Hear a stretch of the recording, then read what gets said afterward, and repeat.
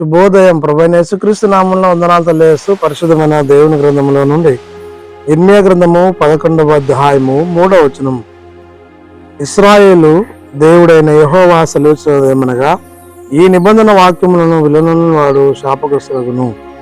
ప్రార్థన చేసుకుందాం. పరిశుద్ధుల ప్రేమ కలిగిన తండ్రి, వందనాలు స్తోత్రాలు చెల్లించుకుంటూ వాక్యం దానిస్తుండగా మీ సన్నిధిలో మాతో ఉంచి నడిపించి దీవించమని యేసయ్య నామంలో ప్రార్థించి అడిగి వేడుకొంచున్నాం తండ్రి, ఆమేన్.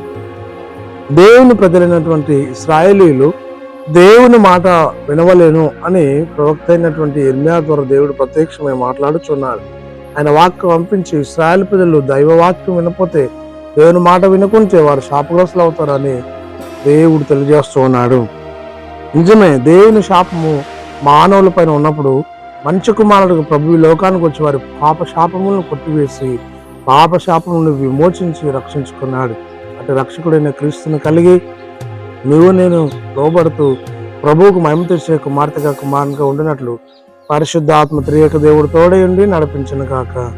ఆమేన్. మౌనతుల స్తుతి స్తోత్రాలు చెల్లించుకుంటూ వాక్యం దాని నుంచి దాన్ని తెచ్చినందుకు వందనాలు చెల్లిస్తూ అన్నలు చూసిన వారిని దీవించి ఆశ్రయించమని యేసు నామంలో ప్రార్థించి అడుగుచున్నాము తండ్రి, ఆమేన్. తండ్రి, కుమార, పరిశుద్ధ ఆత్మ త్రియేక దేవుడు సదాకాలం తోడైంది దీవించును గాక.